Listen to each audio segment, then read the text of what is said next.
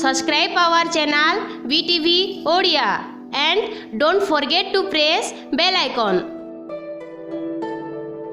दिल्ली में ऑक्सीजन की सप्लाई को लेकर कुछ अपडेट्स आपके सामने रखने थे।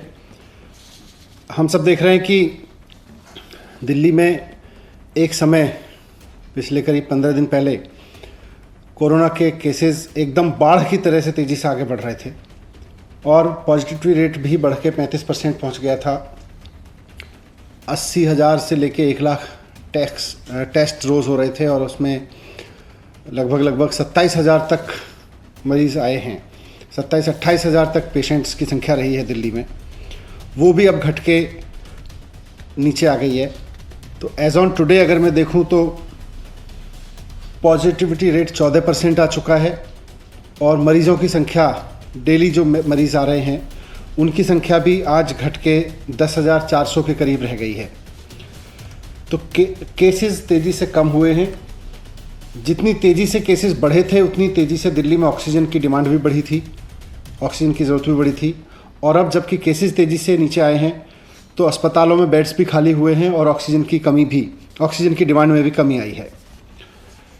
जब ऑक्सीजन की बहुत ज़्यादा ज़रूरत थी तो हमने कैलकुलेशन करके देखा था कि उस समय के हिसाब से हमको 700 मीट्रिक टन ऑक्सीजन की ज़रूरत थी।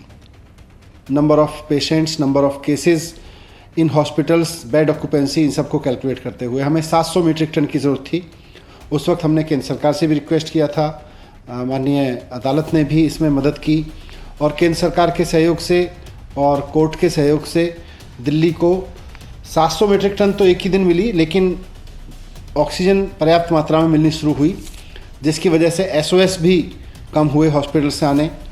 और आज पिछले 24 या 48 घंटे में बामुश्किल किसी हॉस्पिटल से एक आध जगह से SOS आता है कि उसके यहाँ ऑक्सीजन की ज़रूरत है या ऑक्सीजन की कमी पड़ रही है और उसको तुरंत अरेंज कर दिया जाता है। हम इस संकट के समय में पूरे सहयोग के लिए केंद्र सरकार का भी धन्यवाद करते हैं, माननीय सुप्रीम कोर्ट, माननीय हाई कोर्ट का भी धन्यवाद करते हैं कि उन्होंने संकट के समय में दिल्ली के लोगों की खूब आगे आके मदद की और उसकी वजह से हज़ारों जानें समय रहते बचाई जा सकीं। आज हमने फिर से सारी चीज़ों को कैलकुलेट किया है और हमने ये देखा है कि दिल्ली में बेड ऑक्यूपेंसी और मौजूदा केसेस को देखते हुए, मौजूदा एडमिटेड पेशेंट्स को देखते हुए दिल्ली में ऑक्सीजन की ज़रूरत अब 582 मीट्रिक टन रह गई है। तो आज हमने केंद्र सरकार को चिट्ठी लिखी है कि 700 की जगह अब दिल्ली का काम 582 मीट्रिक टन में चल जाएगा और हमें जो एक्स्ट्रा ऑक्सीजन मिल रही है इससे ऊपर, जो दिल्ली का कोटा 590 है उससे ऊपर मिल रही है, उसमें से एक बड़ा हिस्सा अब अन्य राज्यों को, ज़रूरतमंद राज्यों को दिया जा सकता है। एक जिम्मेदार सरकार होने के नाते हमने केंद्र सरकार को इन्फॉर्म कर दिया है कि दिल्ली की ऑक्सीजन की नीड अब कैलकुलेट होके 582 मीट्रिक टन पे आ गई है। तो जो ऑक्सीजन की ज़रूरत अन्य राज्यों को है उनको भी इसमें से बाकी ऑक्सीजन दी जा सकती है। Thank you. सर, मेरा एक सवाल होगा, जिस तरह से वैक्सीन की कमी जो दिल्ली में हो रही है उसको लेकर आप क्या बोलेंगे?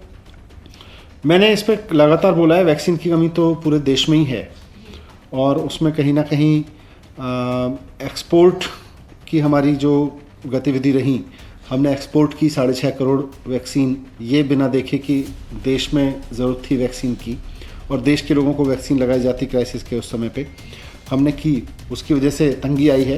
पर मुझे उम्मीद है कि केंद्र सरकार देश की कंपनियों के साथ मिलके इसके प्रोडक्शन को भी मैनीफोल्ड बढ़ाने के लिए कुछ कदम उठाएगी और साथ साथ जो विदेशों में जिनकी वैक्सीन अप्रूव की है उसको भी करेगी। बाकी लेटेस्ट अपडेट हम देते रहते हैं उस पर। सर, बीजेपी पार्टी यहीं पे दिल्ली गवर्नमेंट को एक्यूज की है वैक्सीन पॉलिटिक्स के ऊपर, उस पर क्या कहेंगे? वैक्सीन पॉलिटिक्स हो या ना हो, लेकिन वैक्सीन की शॉर्टेज है और उस शॉर्टेज की जिम्मेदारी लेनी चाहिए कि अगर एक्सपोर्ट रोक दिया होता तो वैक्सीन शॉर्टेज नहीं होती। सर, मेरा आखिरी सवाल होगा, जो कोविड से जो ऑर्गन्स है उसके लिए क्या प्लान किया गया है? दिल्ली गवर्नमेंट ने क्या प्लान किया है सर उसको लेकर? उसके लिए हमारा DCPCR और चाइल्ड वेलफेयर डिपार्टमेंट काम कर रहा है। Thank you.